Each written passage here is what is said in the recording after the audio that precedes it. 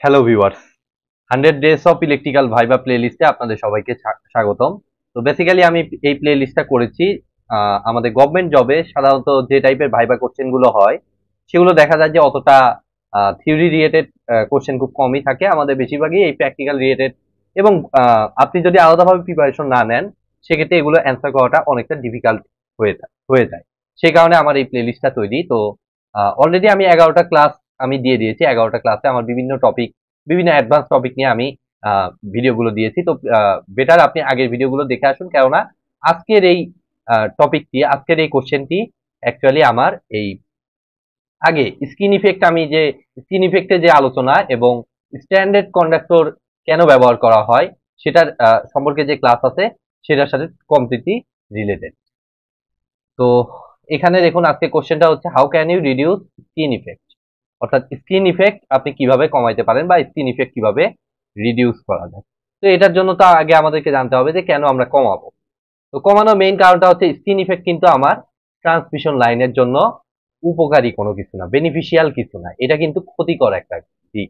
কেন, সেটা তো আমি থিওরিতে অলরেডি আলোচনা করেছি। আমাদের যদি এটা একটা কন্ডাক্টর হয়, আমাদের এটা একটা রাউন্ডেড কন্ডাক্টর যদি হয়, তাহলে আমরা দেখেছি যে এসি কারেন্টের জন্য আমাদের আমি হিউজ ম্যাথমেটিক্যাল ইকুয়েশনের মাধ্যমে আমি এটা প্রুভ করে আপনাদের দেখিয়েছিলাম যে আমাদের কারেন্ট ডেন্সিটিটা বেশি থাকে হচ্ছে আমার স্কিনের দিকে, অর্থাৎ এই দিকে স্কিনের দিকে, মানে হচ্ছে এই দিকে আমাদের দেখুন কারেন্ট ডেন্সিটিটা পরিমাণে অনেক বেশি থাকে, ঠিক আছে, এবং সেন্টারের দিকে আস্তে আস্তে কমতে থাকে কারেন্টের ডেন্সিটি। এবং সেটার কারণগুলো আমি বিভিন্ন ইকুয়েশনের মাধ্যমে প্লাস থিওরির মাধ্যমে আমি দেখিয়ে দিয়েছিলাম ওই আমার বেসিক ভিডিওতে। ঠিক আছে, তো আমি মোটামুটি এই স্ক্রিনের জায়গাটায় এরকম একটা ডেন্সিটি বেশি আর এইদিকে ডেন্সিটি কম। আমার দেখুন এই ডট আমি কম দিয়ে দিলাম, ঠিক আছে। তার মানে আমার স্ক্রিনের দিকে আমার বেশি থাকে। তো তাহলে এই স্ক্রিনের দিকে বেশি থাকলে আমার সমস্যাটা কি? আমি তো কারেন্ট তো পাস করাইতে পারতেছি। হ্যাঁ, আমাদের বিশেষ সমস্যাটাই হইতেছে আমাদের এইখানে যে পুরোটা ম্যাটেরিয়াল আপনি ব্যবহার করছেন তার শুধুমাত্র আপনি ইউটিলাইজ করতে পারতেছেন শুধুমাত্র এতটুকু পার্ট, অর্থাৎ স্কিনের সাইডে যে পার্টটুকু সিগনিফিকেন্ট কারেন্ট যেহেতু এদিকে যাচ্ছে, অর্থাৎ এইটুকু পার্টকে আপনি ইউটিলাইজ করতে পারতেছেন। আর সেন্টারের দিকে, অর্থাৎ এই যে এটারও একটা নির্দিষ্ট মাত্রা থাকে যেটাকে আমরা বলি হচ্ছে কি বলে যে পেনেট্রেশন পেনেট্রেশন এরিয়া, ঠিক আছে। ওই এরিয়ার মধ্যেই আমার কি হয়, কারেন্ট ডেন্সিটিটা সব থেকে বেশি থাকে এবং সেন্টারের দিকে আমাদের কি হয়, ইয়াটা কম থাকে, ঠিক আছে। অর্থাৎ আপনি এইটুকু এরিয়া ইফেক্টিভলি আপনি ইউটিলাইজ করতে পারতেছেন আর সেন্টারের দিকে খুব একটা বেশি ইউটিলাইজ করতে পারতেছেন না, মানে নষ্ট হচ্ছে আপনার মাঝখানে ম্যাটেরিয়ালটা, টোটালি নষ্ট হচ্ছে। তো নষ্ট হইলে এটা তো একটা নির্দিষ্ট দাম আছে, তাই না? তাহলে আপনার কি হলো যে দাম আছে যেহেতু আপনি ইউটিলাইজই করতে পারতেছেন না, তার মানে এই জিনিসটা আপনার কি হলো, আপনার নষ্ট হয়ে গেল। তো এই কারণে আমাদের সলিউশনটা কি? সলিউশনটা হচ্ছে 1 নাম্বার সলিউশনটা হচ্ছে এখানে আমার হলো কন্ডাক্টর ব্যবহার করতে হবে, ঠিক আছে। হলো কন্ডাক্টর ব্যবহার করলে আমাদের কি সুবিধা হবে আমরা সেটা একটু বুঝি। আমি এই কথাটা একটু লিখতেছি, হলো কন্ডাক্টর।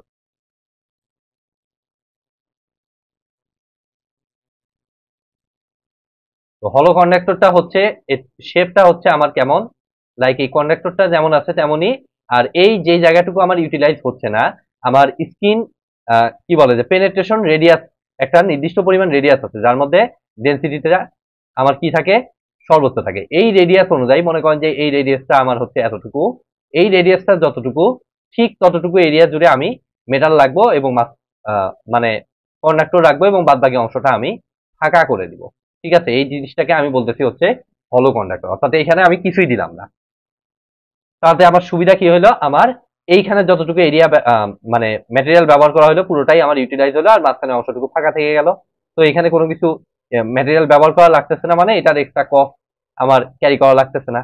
তো এটা একটা আমার সলিউশন হতে পারে, ঠিক আছে। তো এটা এখানে যে কাজটা করা হয়েছে এটাতে আমার স্কিন ইফেক্ট কমানো না, ঠিক এটা একটু ঘুরায় পেঁচায় আমার কাজ করা হয়েছে। সেটা হচ্ছে আমি এই এরিয়াটুকুই বাদ দিয়ে দিচ্ছি, ঠিক আছে, হলো কন্ডাক্টর ব্যবহার করার মাধ্যমে।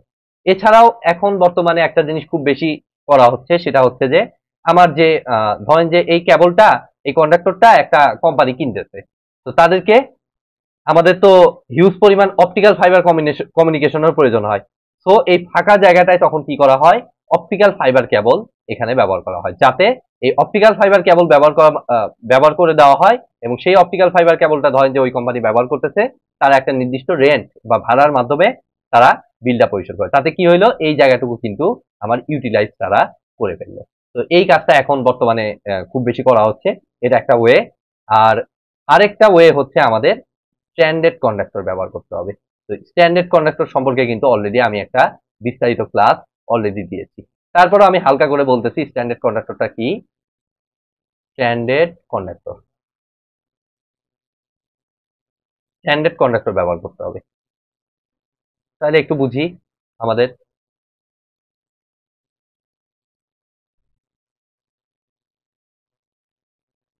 তাইলে আমাদের এই যে যতটুকু পেনেট্রেশন এরিয়া, ঠিক আছে, এটার আমি মনে করলাম যে রেডিয়াসটা হচ্ছে, কথার কথা আমার রেডিয়াসটা মনে করেন যে আমার 2 মিলিমিটার। কথার কথা আমি মনে করলাম 2 মিলিমিটার।